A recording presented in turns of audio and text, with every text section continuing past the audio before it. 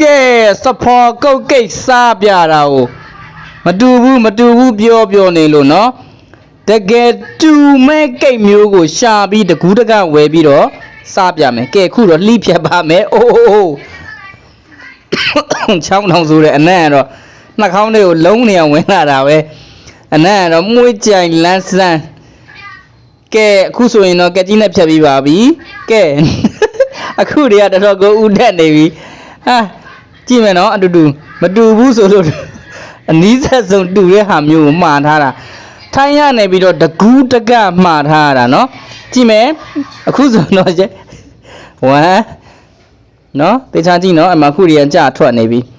2ကဲဆက်ပြီးတော့မဖြဲပြနိုင်တော့ဘူးဖြစ်နေတယ်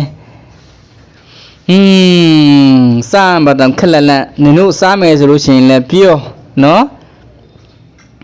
စားမယ်ဆိုရင်လည်းပြောဒါတလုံးနဲ့မဟုတ်ဈေးတော့နည်းနည်းများတယ်ဒီကောင်ကဘာကြောင့်လဲဆိုတော့ तू ကတူအောင်ဖန်တီးထားရတာဖြစ်လို့လေ तू အထဲကခရင်နှစ်အိုးဟိုတော်ကောင်းမဲ့ပုံပဲ oh shit oh my god โอ้ကင်မရာနဲ့ဝင်နေပြီကင်မရာတွေကမတူပါဘူးမစားချင်ပါဘူးလို့ပြောနေတဲ့သူတွေနော်အဲ့မှာနင်တို့အတွက်ကိုတိတန့်တကူးတကမှားပြီးတော့မှနော်အဲ့မှာကျွေးချင်လွန်းလို့ရော့ဟာ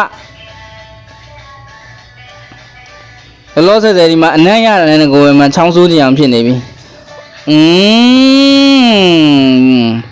ရှေ့ဘယ်လိုပြောရမလဲနူးညံ့တိမ်မွေးပေါင်းနူးညံ့ပြီးတော့မွေးကြပြီးတော့လန်းဆန်းကျွတ်ရွနာကြည့်ဒီဟာဘလောက်တောင်စားလို့ကောင်းလဲဆိုရင်နင်တို့ခံစားကြည့်လိုက်လေဒါနင်တို့စားခြင်းနဲ့ဆိုရင်ဓမ္မတာလွယ်လွယ်ကူကူနဲ့မှားစားလို့မရအောင်နော်ဒါကကြဘာကြောင့်လဲအခုလိုစားရတာလဲဆိုတော့ကိတ်ဆိုင်မှာသွားပြီးတော့ဒီလိုမျိုးတူအောင်ဖန်တီးပေးပါဆိုပြီးတော့ဈေးကိုအများကြီးပဲထိုင်းဘက်နဲ့မှားပြီးတော့မှစားရတာနော်နှစ်ခုမှားလိုက်တာထဲထဲက cheese ကိုအယောင်မတူအောင်လှုပ်ပေးဆိုပြီးတော့ကဲတယောက်တစ်ခုပို့ပေးမယ် like and share လုပ်သွား